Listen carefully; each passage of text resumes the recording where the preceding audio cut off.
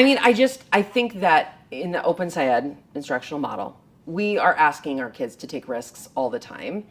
And there are not that many authentic opportunities for teachers to take risks.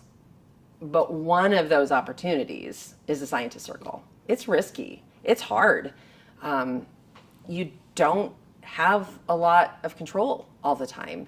And yet, two really valuable things come out of it.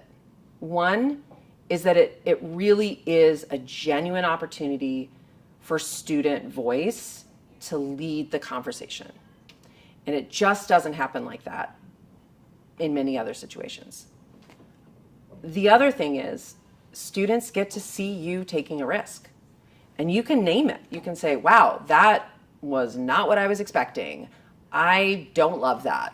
Or whatever your language is with your students. But being able to admit that you're not perfect and it's hard and you don't know, and that's what learning is. And that's how we want to make sense of our world. And we're all sort of in this together. So I really think that scientist circles are critical.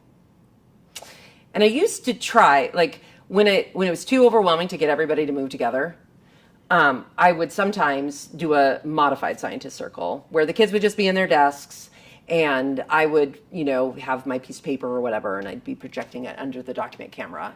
And it's okay, but what happens is there's far less engagement for sure.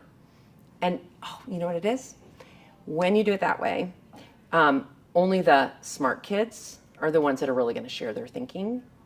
But if you do a scientist circle, more voices come in. It really does. I don't know. There's just something about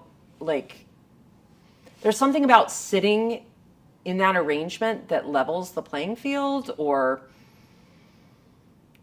just makes the space open, and people are just more likely to share their ideas, especially if you do those turn and talks.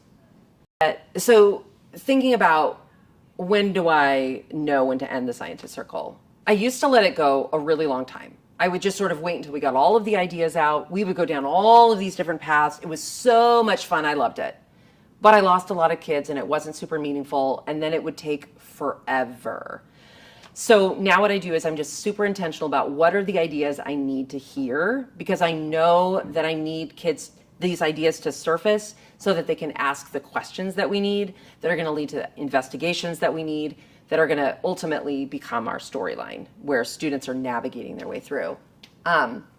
So as long as I've gotten those key ideas, and if I don't hear them from students, I have those kind of back pocket questions, those questions I'm going to ask to make sure that those ideas surface. Once I've got those, I think that's good. I think it's time to move on. If you find that students still have a lot of ideas that they want to share and a lot of questions, I try to phrase it as, wow, we still have so many ideas and so many questions, so many that we can't even capture them all on this paper. Let's hit the pause button and, think about this through a new lens or something. Because the purpose of a consensus model in the beginning is to identify what we don't understand. I read a definition or whatever, an explanation. There's a bunch of research on what is sense making.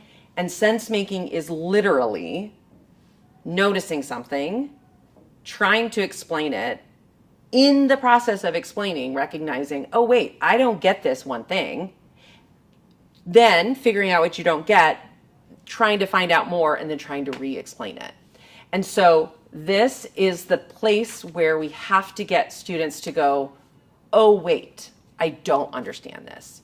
So all of the kids who go into these models and they're like, oh, well, it's the sound waves, it's vibrations, it's the sound waves coming out of the speaker and it's hitting and there's collisions, and they can say a whole bunch of things.